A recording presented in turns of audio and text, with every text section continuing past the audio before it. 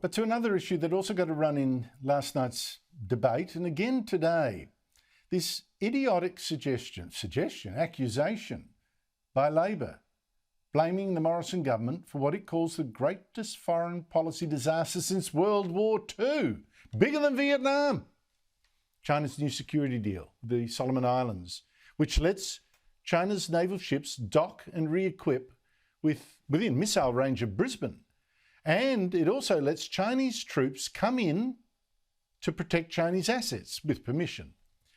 Now, the Solomon Prime Minister says, well, don't worry, this deal does not mean that China can build an actual naval base on the Solomon Islands. Let me assure the people of Solomon Islands that we entered into an arrangement with China with our eyes wide open. Well, I wouldn't trust that man as far as I could throw him. China does want a naval base there, and I'm betting they could twist a few more arms to get one in time. Like I say, in missile distance of our east coast and threatening our shipping lanes. Now, Labor says this deal is a massive fail by the Morrison government, which didn't send Foreign Minister Marise Payne to the island to just stop this deal. I don't know, by how? Smiling at them nicely? I don't know. But what would Labor have done instead? We'd actually not go missing. We'd turn up. Where has Peter Dutton turned up? Honestly, someone should tell Albo, look, you're going well with this passion, but just chill a little on the excitement there. Now, Labor also says, this is part of its big plan to have stopped this, the government could have stopped China by getting this toehold in the Solomons by doing more about climate change. How about that? I mean, seriously, if the Solomon Islands, they're so upset with us on global warming, why have they just cut a deal instead with the world's biggest emitter by far? And their emissions are growing while we're at least cutting ours. Doesn't make sense.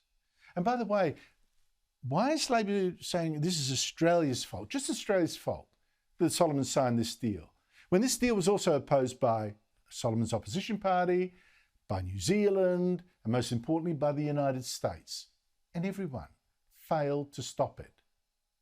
Now, why would that be? Now, if you really want a reason for the Solomon Islands letting in the Chinese Navy, don't blame Scott Morrison, blame Chinese bribes. In fact, our Defence Minister and the Prime Minister both today hinted at just that. I mean, you asked a question about bribery or corruption. We don't pay off. We don't bribe people.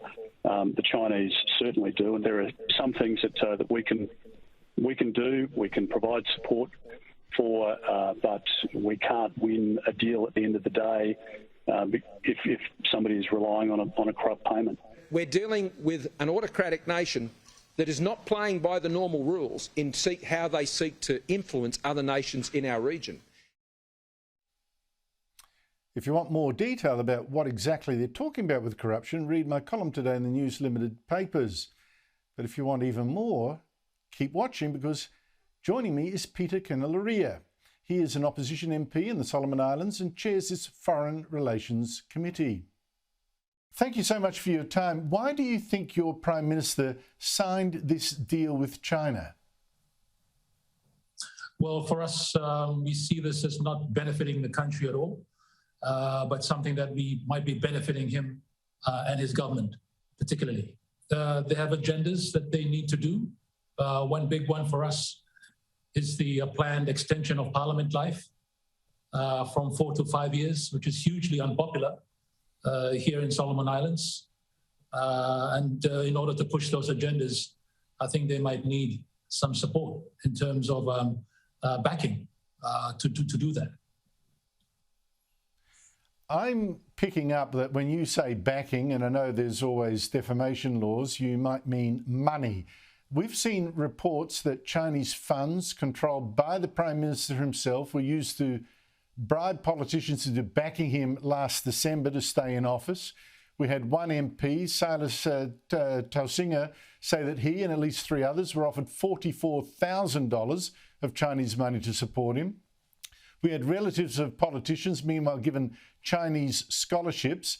And an advisor to the Premier of Malaya province said Chinese companies were even housing government ministers in gated estates with armed Chinese guards. What influence has Chinese money had on politics in your country? It has been great influence. We know that the logging industry is one that has its market in China. So while the loggers themselves might not be Chinese, we know that they export directly to China our logs. So that particular industry has a big hold over politics in Solomon Islands and have been doing so for a few decades now.